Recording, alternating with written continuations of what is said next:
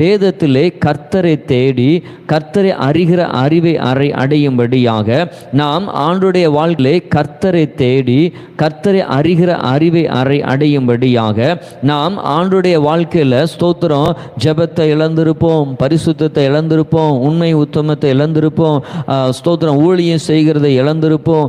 இப்படி அநேக விஷயங்களே நம்ம வாழ்க்கையிலே காணாமல் போயிருக்கும். ஆரம்பத்தில் ஆதியில் இருந்த அன்பு இப்போ இருக்காது.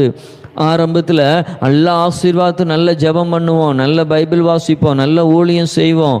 ஆனால் இப்போ அதெல்லாம் நம்முடைய வாழ்க்கையில் காண முடியல.